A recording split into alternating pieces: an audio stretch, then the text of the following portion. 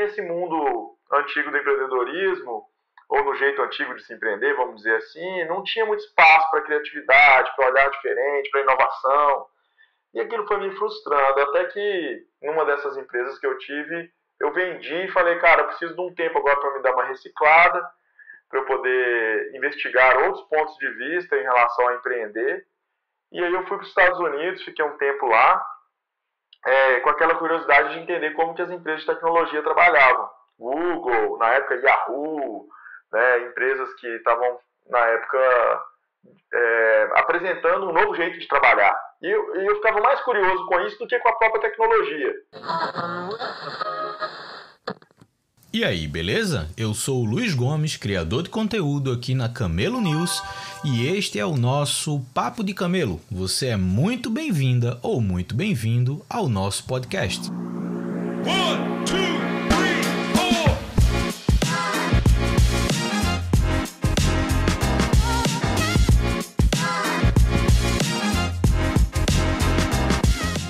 Estamos começando mais um Papo de Camelo. Hoje a gente vai trocar uma ideia muito bacana com o Luiz Otero, que hoje está à frente das operações e da coordenação da Associação Brasileira de Startups.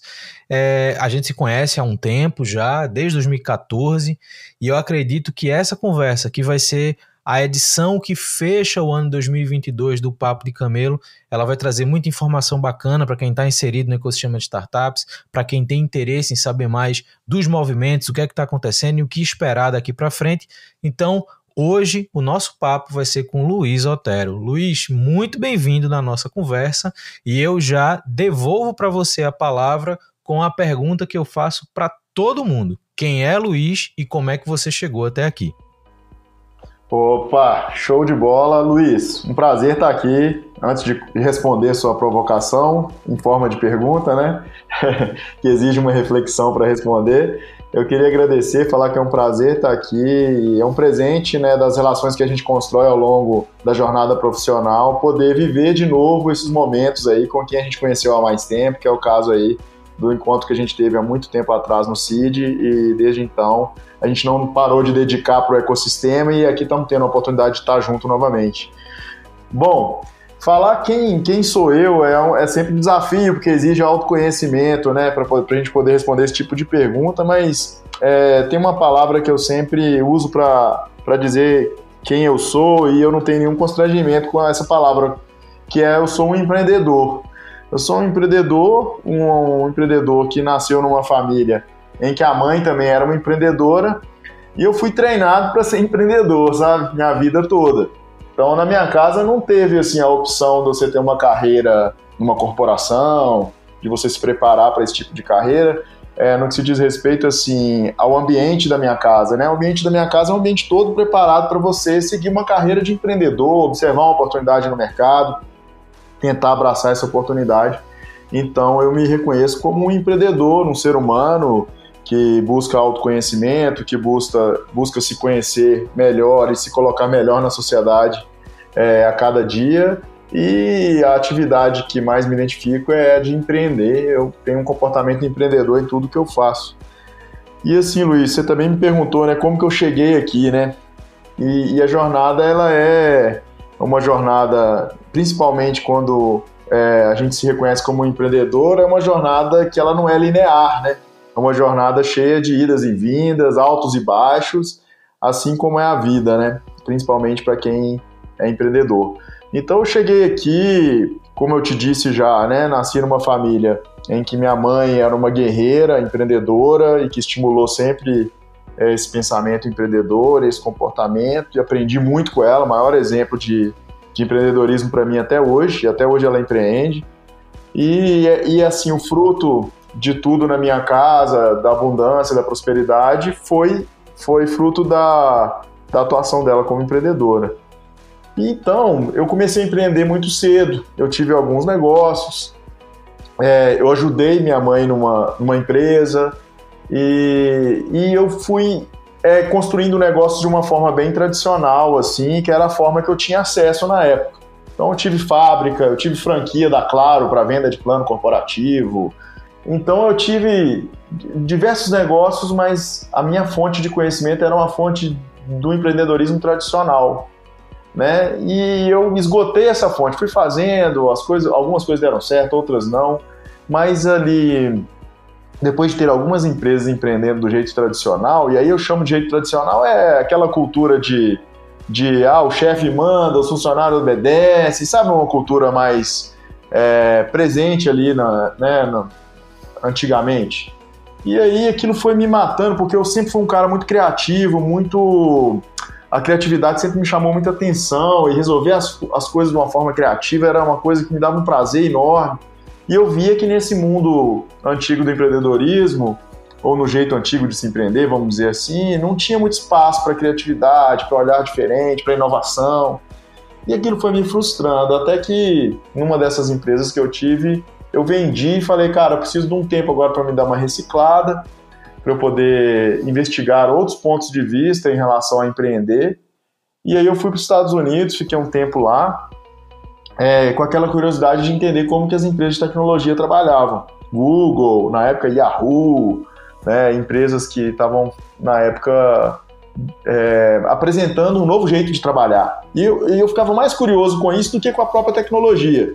Pô, mas como é que os caras têm lá? Pô, como é que é o ambiente dos caras? Tem mesa de ping-pong, tem não sei...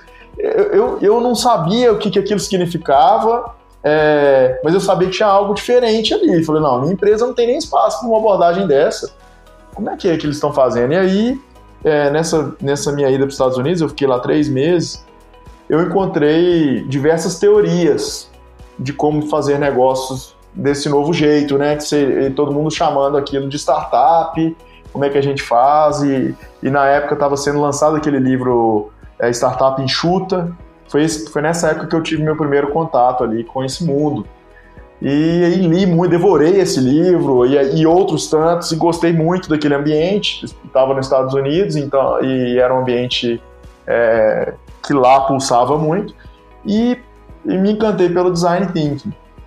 Eu li também o livro do Tim Brown ali, Design Thinking, e comecei a acompanhar os conteúdos da IDEO, que é a empresa que inventou aí o Design Thinking, né, os livros também dos founders da IDEO ali, né, do Tom Keeley, do David Keeley. E aí, cara, aquilo ali abriu tanto a minha cabeça que eu falei, cara, eu quero trabalhar com isso. Se eu for voltar para o Brasil agora, eu quero trabalhar com Design Thinking, ou empreendendo, ou abrindo uma empresa disso, ou trabalhando para alguém, buscar alguém no Brasil que já trabalha com isso. Aquilo me ajudou muito, reestruturou toda a minha forma de pensar, porque o Design Thinking ele te mostra que existe espaço para criatividade e existe um jeito, um método, para que sempre você produza coisas, incluindo a criatividade. E aquilo ali foi muito transformador para mim. Ele mostra um jeito de pensar que não é intuitivo. A gente, quando vai pensar alguma coisa, quando a gente quer inventar alguma coisa, a gente já quer ter as ideias e já decidir com o mesmo impulso, entendeu? O design mostra que não, cara. Primeiro você observa o mundo, primeiro você estica a sua mente, né? O seu olhar. Depois você define critérios para fazer as escolhas, né? em cima das ideias que você gerar, né? Então, foi muito bom. Voltei para o Brasil, e aí vou dar uma acelerada, senão fica muito longo, mas voltei para o Brasil procurando as pessoas que trabalhavam com Design Thinking. Encontrei o Instituto Inovação, eles tinham lá uma pessoa que trabalhava com Design Thinking, mas que tinha ido para São Paulo, e eu estava em Belo Horizonte.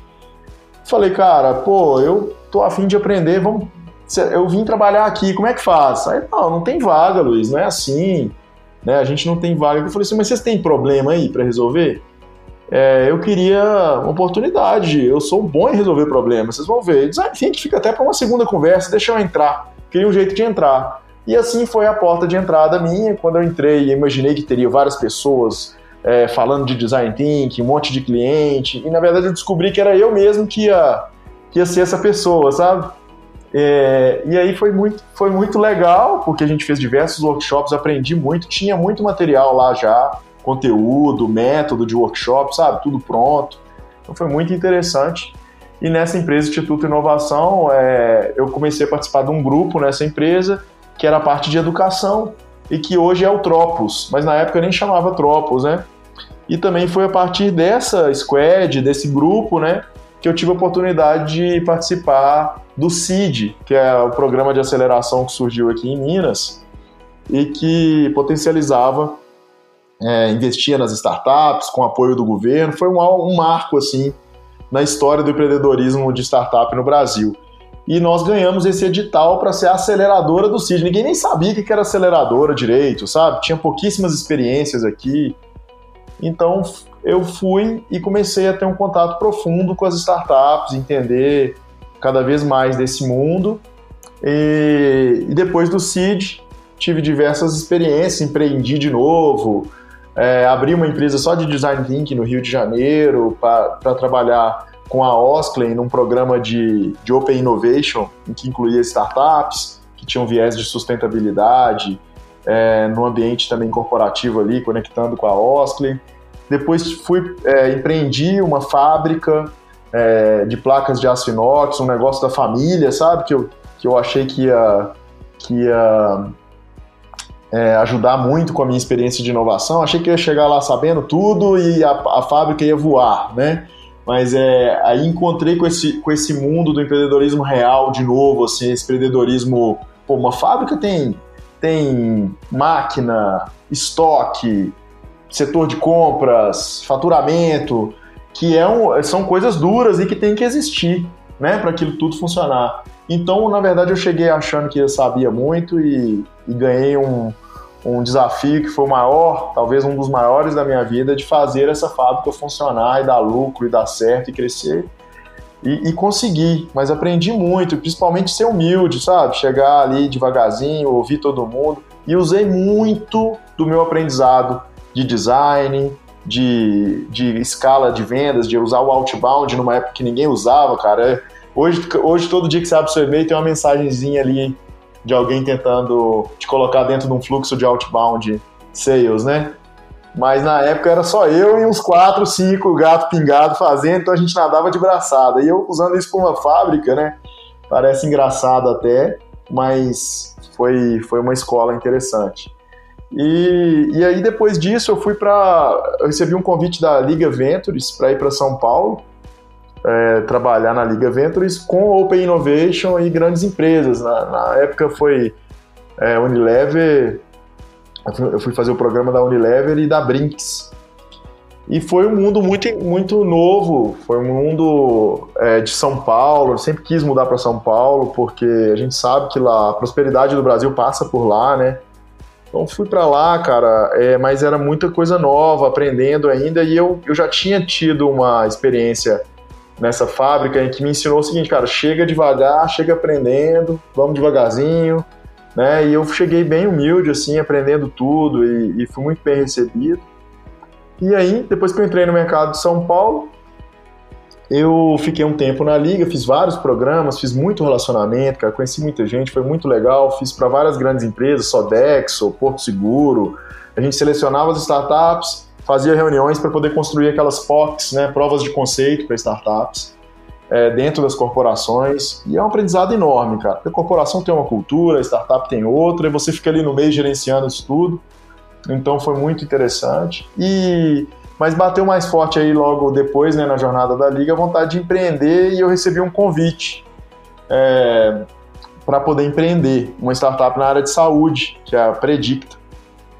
E, cara, eu balancei, apesar de estar gostando bastante da Liga e tudo, era uma oportunidade de ser sócio, de trabalhar com um empreendedor que já tinha feito uma empresa gigantesca, que era a Lynx, né? Eu fui trabalhar com o Nércio Fernandes, que é founder da Lynx, que é uma empresa que está com capital aberto, foi comprada pela Stone.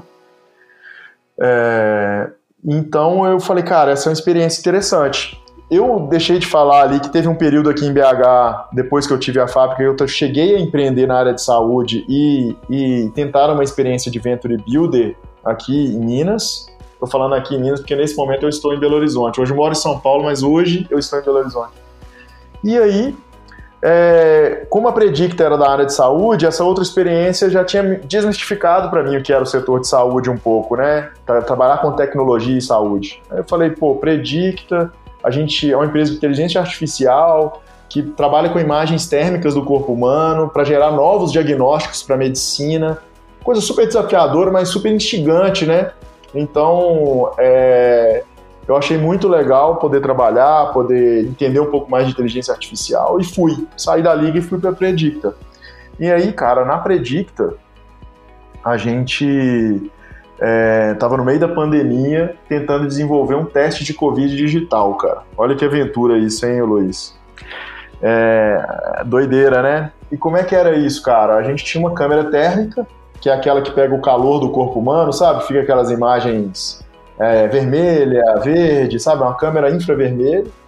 E a gente jogava essa imagem para uma nuvem com a inteligência artificial e essa nuvem devolvia um resultado para a gente sobre aquela pessoa estar ou não com Covid. Por quê? O Covid ele inflama nossas vias aéreas superiores, ele inflama nosso rosto um pouco, quando você fica gripado em geral, né? Então a gente fez 5.000 testes PCR, fizemos gratuitamente em Paraisópolis, e usando laboratórios como parceiro, e a gente conseguiu treinar uma inteligência artificial para identificar a imagem térmica de uma pessoa com Covid.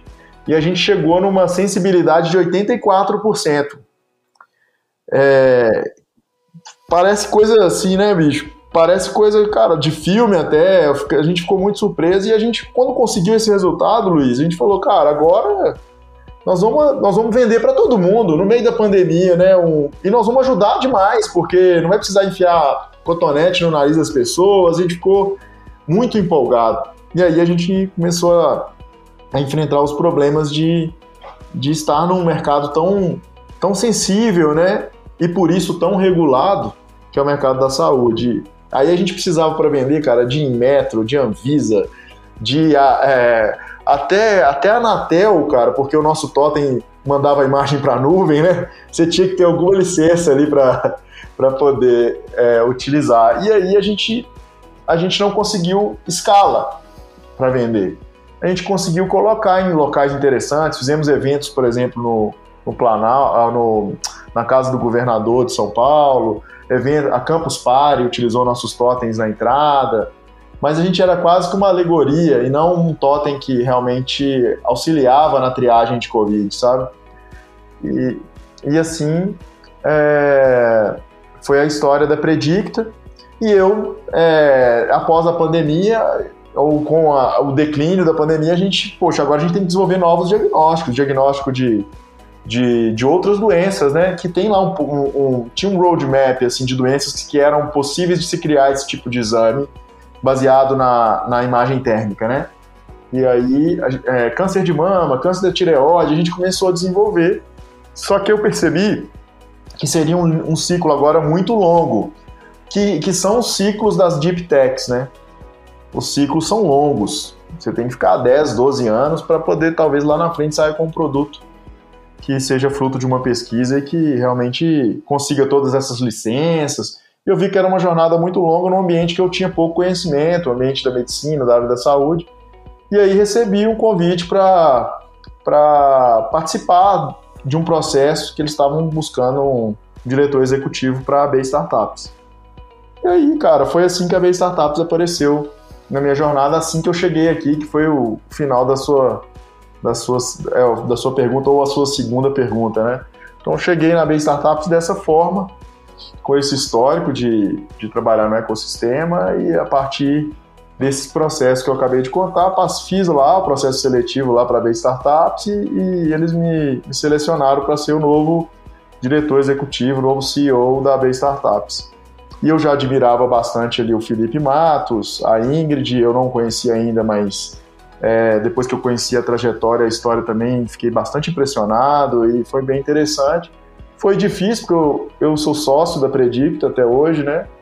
E eu tinha ainda uma jornada ali para completar meus vesting, mas eu já tinha completado uma parte, mas eu achei que foi a decisão correta e hoje eu tenho certeza, continuo ajudando muito a Predicta, mas não estou na operação, né? Mas eu acredito que foi hoje, vendo tudo que a gente tem conseguido fazer na AB Startups e todo o impacto que tem gerado para mim como profissional e para o ecossistema, e eu ver isso tudo acontecer, tenho certeza aí que foi uma decisão correta, sabe, Luiz?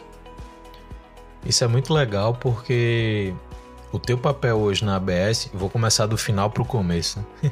O teu papel na ABS como CEO e como o ponto focal em muitas das negociações, interações, geração de oportunidades para a associação, gira muito em torno de uma interface tanto com startups quanto com empresas, né? Então, hoje a ABS tem seus mantenedores, tem sua estrutura financeira que vem muitas vezes de perfis que vão além das startups, e eu acho bacana quando a gente olha para essa trajetória, e eu acho legal porque muitas vezes nem a gente mesmo para avaliar como essa trajetória ela é na verdade uma construção, né? Então, você começa indo entender o cenário de startups, né? Você vai bater nos Estados Unidos para entender isso. Eu acho que, pelo menos naquela época ali, entre 2010 e 2015, o Vale do Silício, esse ambiente, de fato tinha muita coisa para ensinar para a gente. Não que hoje não tenha, mas eu acho que hoje a maturidade que a gente desenvolveu no Brasil permite a gente não ter o Vale do Silício como a única fonte de grandes aprendizados. A gente consegue aprender muita coisa daqui, mas naquela época, que foi mais ou menos a época que eu também fui, quando eu estava depois do CID, né, a gente no ano seguinte foi para o Vale do Silício, eu acho que era uma época que a gente aprendia de fato muito. Então eu acho bacana que a tua primeira atitude para entrar e para entender esse contexto, mesmo sem saber exatamente o que iria acontecer dali para frente, fosse buscar conhecimento com quem já faz isso desde os anos 70. Então acho que isso foi muito legal. A experiência e tentar fazer um compilado das experiências do mercado tradicional, eu acho que elas são muito importantes. Você estava falando da experiência na indústria e tal. Eu na hora estava pensando, cara, seria muito mais fácil criar uma startup para atender a indústria do que a trabalhar na indústria. Mas isso também passa muito da visão que a gente tem hoje de resolução de problemas, né? Quando a gente vai para a economia real, quando a gente vai para o mercado tradicional, para a fábrica, para a empresa, para aquilo que não tem o digital no DNA de nascimento, é muito complicado. De fato é muito complicado, mas essa experiência eu acho que ela é muito bacana. Essa tua entrada na inovação, na aceleração, no contato com startups eu achei muito legal. Foi a convergência do momento que a gente se conhece ali em 2014 no CID. Eu acho que a Tropos naquele momento teve um papel fundamental no ecossistema de Minas como um todo, mas o impacto da Tropos foi nacional, porque o CID tinha essa capacidade de atração de startups não só do Brasil, mas do mundo todo. Então eu acho que naquele momento, como você falou, né, ainda pouco se via cases muito relevantes de aceleradora. A gente tinha o Startup Brasil ali meio que paralelo a isso tudo, onde muitas aceleradoras começaram a surgir, mas o nível de maturidade de todas ainda era muito, muito incipiente. Então a gente, como eu estava falando, era a época que a gente bebia de muita informação de Vale do Silício, de outros ambientes que já faziam isso há mais tempo.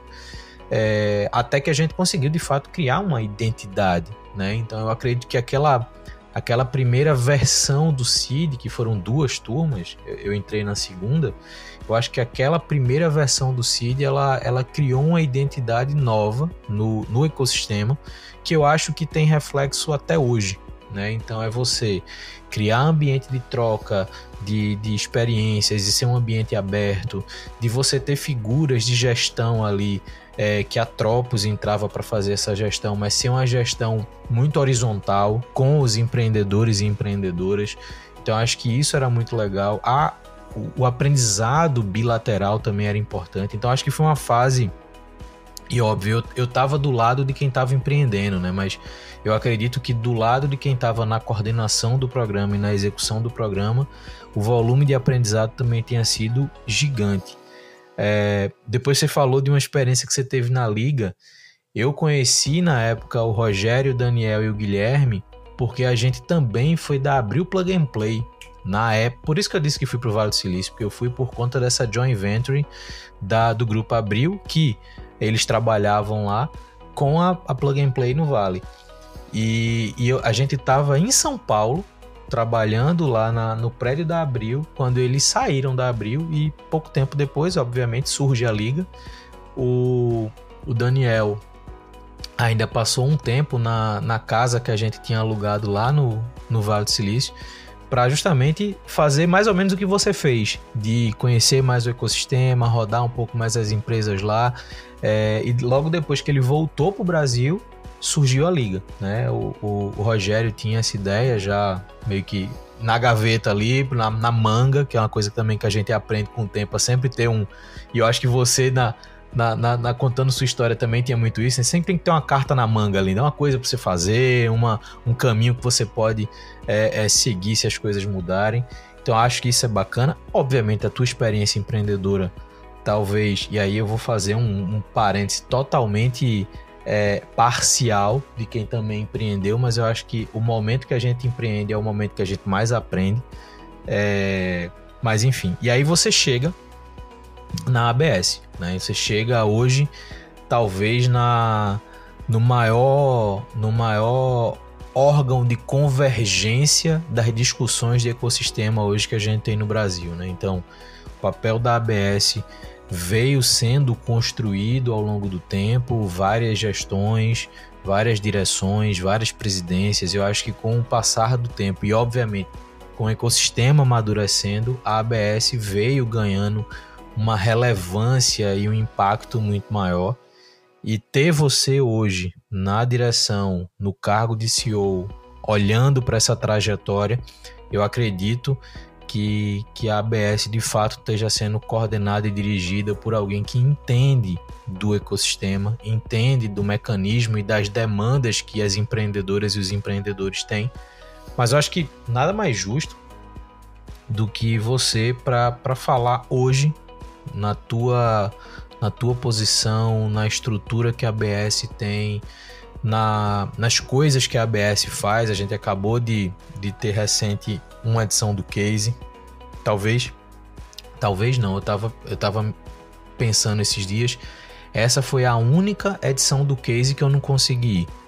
Até nas edições remotas, por conta da pandemia, eu fui para São Paulo para ser host dos palcos, então a gente ia gravar presencial, né? Então foi a primeira que eu não consegui, porque coincidiu com o Hack and Play aqui em Recife. Eu tô em Recife, então eu tinha algumas agendas aqui, acabei não conseguindo ir, mas a gente veio de uma edição recente agora do Case. Eu acredito, e você vai poder me dizer isso daqui a pouco, que você tenha sido a maior de todas. Essa volta aos eventos presenciais, esse reencontro, enfim.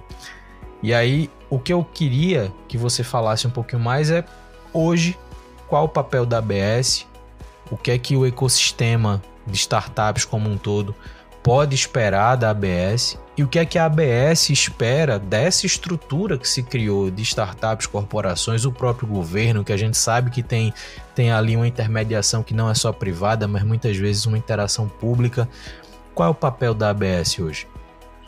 Bom, bacana a sua pergunta. Vou só fazer um comentário, vou guardar em qual o papel da ABS hoje, a gente volta, mas é porque eu fiquei surpreso aí com o comentário da Abril Plug and Play, achei legal demais. Eu lembro vagamente aí de você participar, Lootebox, eu acho que chamava a sua startup. Isso aí. Isso mesmo, né? E eu conheci a Liga ali também, na época da Abril Plug and Play, os founders da Liga, né? Conheci através do Paulo Tenório, que ele participou do primeiro batch lá do Abril Plug and Play. Então é legal, e hoje, e também queria só comentar que a importância do Tropos para o ecossistema, né, é muito grande. Hoje a gente sabe a dimensão e o poder daqueles dois primeiros bets do Seed, né? Para quem não sabe, ainda tá, né, o que aconteceu ali, mas o Brasil vivia um momento econômico muito relevante no mundo e a gente conseguiu atrair pessoas da Índia, da Itália, dos Estados Unidos, da França, para trabalharem aqui com as suas startups, e essas pessoas ficaram, são meus amigos até hoje, várias delas ficaram, né?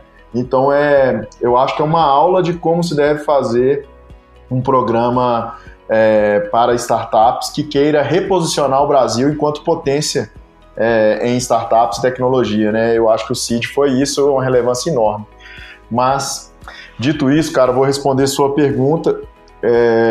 E nós participamos disso, né, Luiz? É legal de ver que a gente estava lá para ver, né, com os nossos olhos, né? Eu posso dizer que o CID talvez tenha sido o grande marco do ecossistema dos últimos 10 anos, e aí formalmente 10 anos daqui 2, a gente está chegando em 2024, eu participei em 2014, e talvez a grande perda daquele formato. Eu acho que aquele formato ele poderia ter sido expandido, amadurecido, a exemplo que até hoje continua ativo o Startup Chile. Óbvio que todo programa muda, todo programa é adaptado, mas assim, o fim do CID naquele formato, eu acho que foi a grande perda do ecossistema brasileiro. Atrair startups de fora, pessoas de outros países, eu acho que era um benefício que assim... Todos os ecossistemas que a gente olha nessas listas internacionais dos ecossistemas mais relevantes, todas elas têm como ponto comum a atração de oportunidades de fora para aquela cidade ou para aquele país.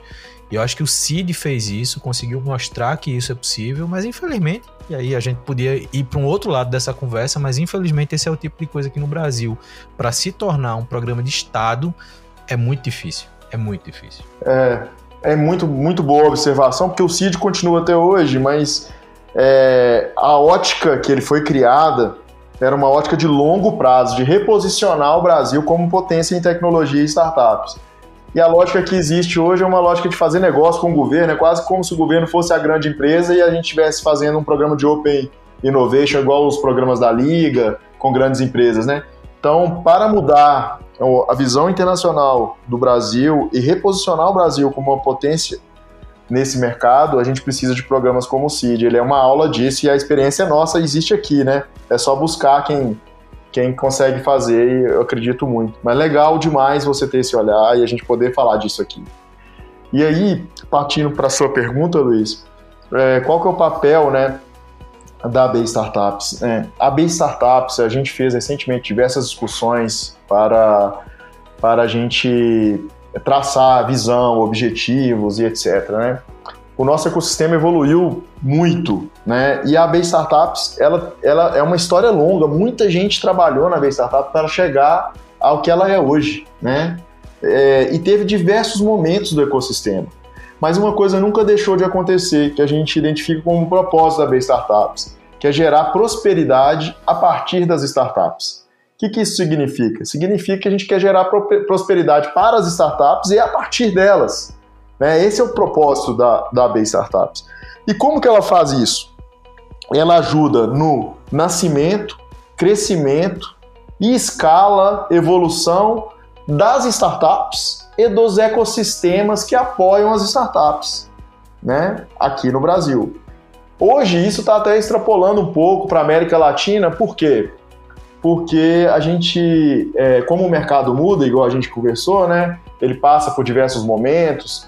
Nós estamos passando por um momento em que a América Latina está sendo muito vigiada e muito desejada por investidores que estão fora da América Latina.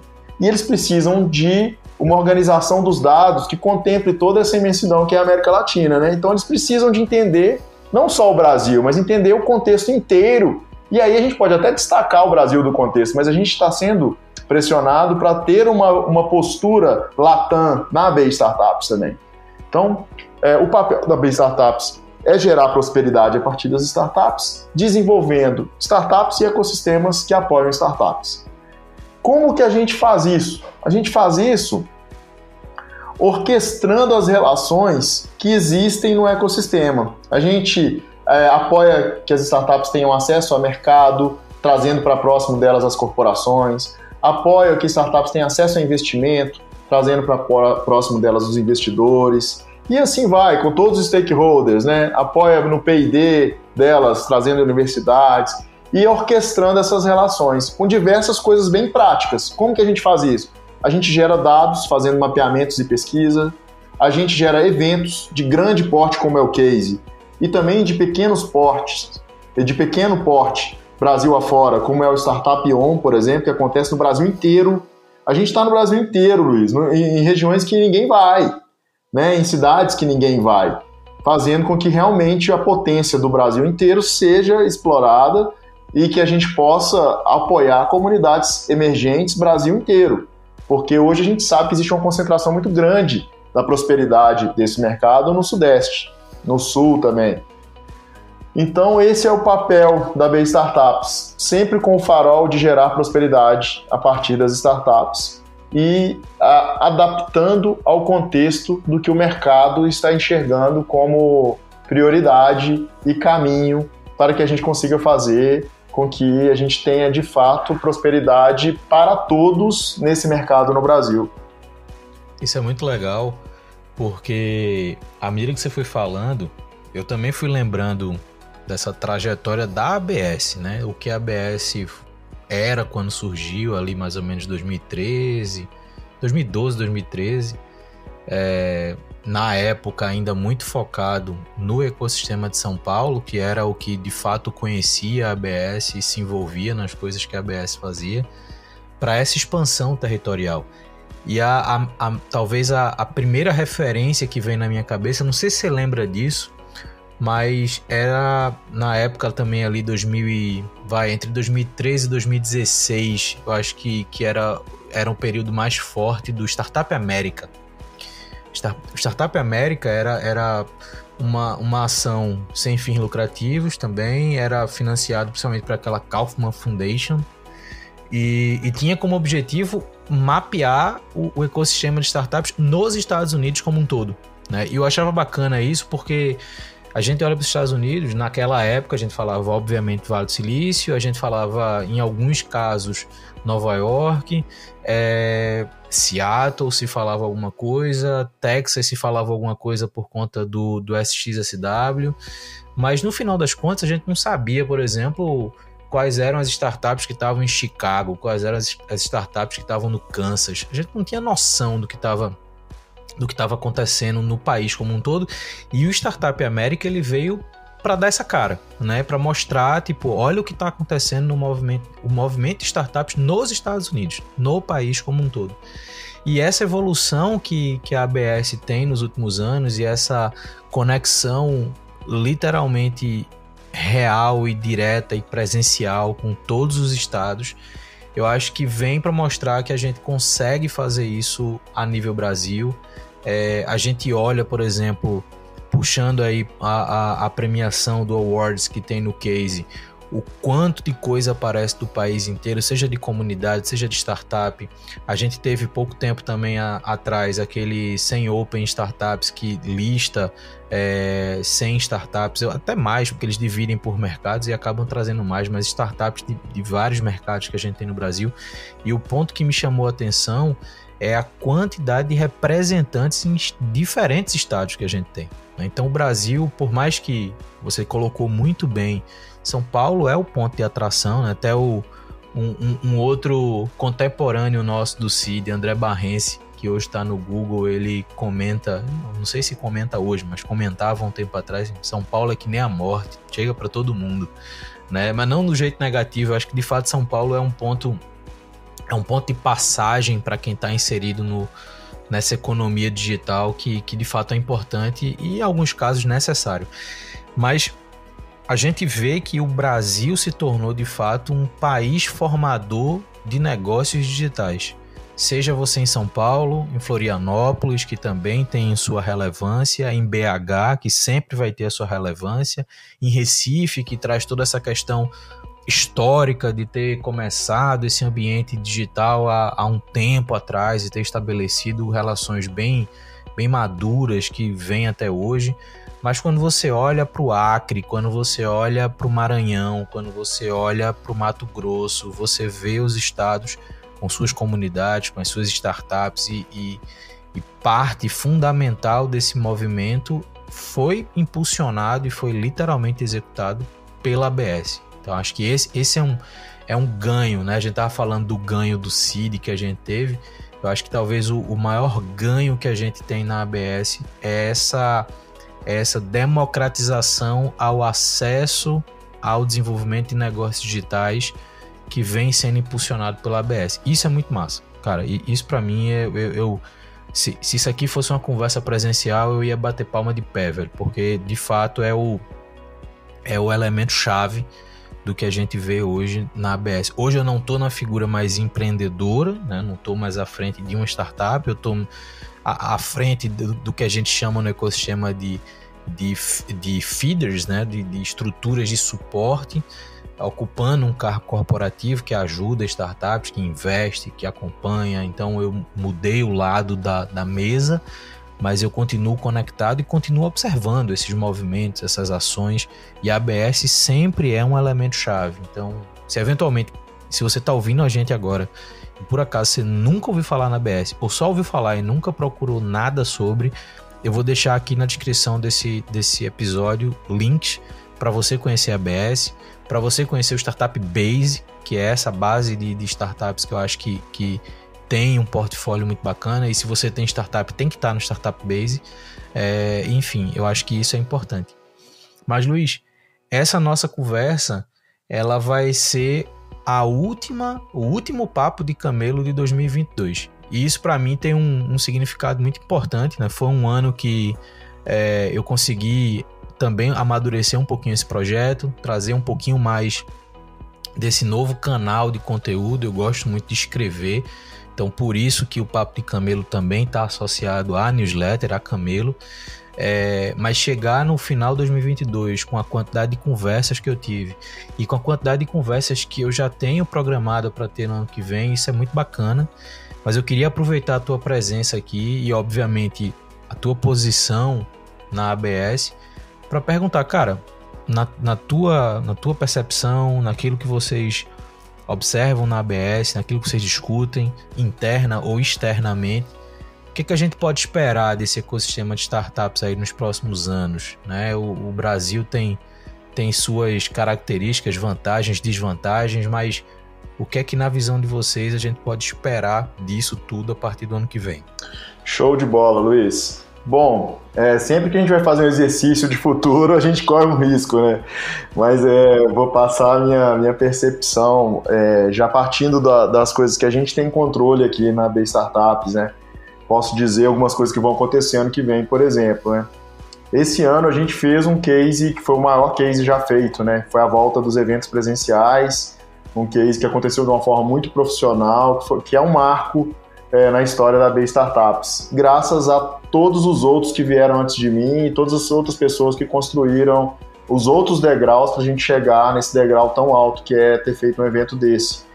E isso abriu muitas portas para a gente, né? No ano que vem a gente vai ter uma versão desse nosso evento, não vai chamar case, né? Por enquanto chama Startup Nordeste, mas no Nordeste. A gente continua com uma vocação muito grande de explorar as oportunidades de evolução dos ecossistemas no Brasil, levando conhecimento, investimento para essas regiões, e o marco fazer um evento no Nordeste para a gente é algo muito significativo, que é muito especial para a gente, essa conquista, né? Vai ser em parceria com o Sebrae. A gente passa por um momento do mercado de investimento em startups bem delicado, todos nós sabemos, né? Onde existe uma necessidade muito grande de eficiência operacional das startups, porque aumentou a exigência da parte que investe para realizar os investimentos maiores. Então a gente tem um ambiente ainda muito cauteloso, onde as startups estão cuidando muito do caixa e estão ficando mais resilientes e mais preparadas para futuras rodadas. Essa é a parte boa, né? A parte ruim é que, poxa, as startups planejaram receber um investimento que não chegou, rodadas maiores, está mais difícil de conseguir mesmo, mas as que conseguirem atravessar por esse momento difícil vão chegar mais fortes lá na frente. Também abrem-se oportunidades num momento difícil assim, né? Fica mais fácil de encontrar talentos, fica menos concorrido os mercados, mas é claro que a gente queria mais abundância. Então, para o ano que vem, a gente espera que, virando esse cenário para melhor, né, a gente consiga ver novamente mais investimento acontecendo, que passe logo essa fase ruim, mas que a gente, na verdade, não sabe quanto tempo vai durar. E o que eu posso dizer é que para o ano que vem, em relação à AB Startups, a gente continua nosso trabalho mais forte do que nunca, agora com 2 eventos grandes, o Case mais o Startup Nordeste, uma agenda forte de eventos menores, Startup On principalmente, né? Mapeamento de startups ficando dinâmico e transformando-se num produto digital. Então, em breve isso chega para todo mundo poder fazer, brincar com os dados, vamos dizer assim, né? Comparar um ano com o outro, comparar uma região com a outra, gerar novas visualizações de dados, ao invés de ter só um reporte do ano, né, do que acontece no nosso ecossistema, a gente está transformando isso num produto digital. A gente planeja uma evolução do Startup Base, atraindo um parceiro para nos ajudar. Startup Base precisa de muito investimento para ser um produto mais redondinho, né? E para realmente conseguir ficar uma base mais atualizada. Então, essas são as coisas que a gente espera para o próximo ano, no que se diz respeito aí de AB Startups. Pô, muito bacana. Já deixo aqui publicamente, se vocês precisarem de apoio aí no Startup Nordeste, conte comigo. Se tudo indica, eu continuarei em Recife, então eu estarei por aqui quando vocês iniciarem aí a organização e execução. Então, me disponibilizo. Acho que é um movimento muito importante. Estar aqui no Nordeste depois, né, obviamente, acompanhar esse período pandêmico e, entre aspas, aqui com as mãos, pós-pandêmico, dos ecossistemas aqui do Nordeste tem sido um aprendizado interessante, né? Então é uma região que tem muito potencial, mas é sabido que o volume de novos negócios diminuiu muito pelo contexto, pelo momento, pela necessidade das pessoas. Enfim, essa é uma hora que é muito difícil julgar o porquê que a gente tem mais ou menos startups, porque, enfim, cada realidade é um mundo diferente. Mas o Nordeste, de fato, tem potencial e está passando por um momento que precisa de suporte. Eu acho que eventos como esse, ações como essa, estruturas como a ABS, puxarem mais atenção para a região, eu acho que é muito bacana. Como você falou, né, o Sudeste é o ponto de referência, o Sul, muito por conta de Florianópolis, se tornou também um ponto de atração e referência. Existem até aceleradoras do Rio Grande do Sul vindo para cá, querendo conhecer o ecossistema de Recife e do Nordeste como um todo. O Norte também tem se desenvolvido muito através de algumas redes, algumas comunidades também estão se fortalecendo, assim como o Centro-Oeste, mas eu acho que é bacana esse movimento. O Startup On, cara, sensacional. De novo, eu acho que vocês cumprem um papel geográfico e democrático muito importante. E assim, acho que também o fortalecimento do Startup On é muito massa, assim como você falou do Startup Base, que eu tinha mencionado antes, e assim, se quem está ouvindo a gente conhecer alguém que pode ajudar nesses investimentos ou ser parceiro desse processo, cara, vale muito a pena, porque é um dado muito importante, é um mapa contínuo. Existe um mapeamento, mas existe um mapa contínuo que o Startup Base pode dar, que eu acho que também é muito legal. Mas, cara, enfim, eu acho que é uma visão de futuro muito bacana. Bom ver que a ABS segue amadurecendo, segue como um organismo vivo, aprendendo, mudando, se adaptando. Eu acho que isso é muito reflexo do ambiente de startups que a gente está vivendo. Sim, a gente provavelmente vai entrar em mais um ano que não é fácil, não vai ser fácil para as startups, para quem apoia, para quem, enfim. Mas eu acho que vai ser melhor do que foi 2022. A gente aprendeu muito esse ano, acho que vocês, a gente, as pessoas que hoje estão empreendendo, enfim. Mas bacana ter essa visão. E, cara, eu deixo aqui meu mais absoluto agradecimento pelo tempo que você dedicou aqui para essa conversa. Muito obrigado, assim, vou passar a palavra mais uma vez para você se despedir aí, mas, cara, obrigado de verdade. Quem ouviu a gente até esse momento, eu espero que você tenha aprendido bastante aqui sobre a visão de ecossistema que a ABS hoje tem, a própria ABS, saber um pouco mais sobre a associação, que você busque um pouco mais de informação sobre isso, que você se envolva um pouco mais no seu ecossistema local, faça parte do seu ecossistema, que você ajude que mais startups a partir do ano que vem possam surgir, possam se desenvolver, fazendo essas pontes, participando, oferecendo ajuda, enfim. Mas, Luiz, valeu demais por ter batido esse papo comigo. Bom, muito obrigado, Luiz, pela oportunidade. Para mim é um prazer, né, bater esse papo, relembrar dessas histórias. A gente viveu algumas delas junto. E dizer que a B Startup está aberta para receber as pessoas. A gente tem uma associação muito simples pelo site e também gratuita para quem está começando e tudo. Tem outros planos que não são gratuitos, mas que geram muito mais entrega de valor, assim, muito desproporcional mesmo, né, em relação à mensalidade que ele cobra. Dizer que é muito importante a pessoa se conectar, porque a jornada fica mais leve, é uma jornada que a pessoa tem mais amparo. E a gente, esse ano, tem feito esse trabalho todo que eu disse, e também 2 frentes, uma de relação com o governo mais forte e uma de educação empreendedora também, que vai chegar para todo mundo no Brasil. Então a gente vai também ali apoiar o empreendedor na jornada de conhecimento dele. Então eu queria agradecer, muito importante esse espaço e iniciativas como a sua, Luiz. Foi um prazer estar aqui, conte com a gente para o que você precisar. Um grande abraço. Valeu demais. Então, para você que chegou até aqui, muito obrigado por ter ouvido. Lembrando que toda edição do Papo de Camelo também tem uma edição da newsletter com pontos que foram conversados aqui. Então, se você está ouvindo por qualquer plataforma de áudio, lembra de olhar a edição da newsletter que saiu junto com esse episódio para ter uma visão mais organizada dos pontos, daquilo que foi conversado, ter mais informações, ter acesso aos links daquilo que foi falado aqui. E a gente se escuta no próximo Papo de Camelo. Valeu!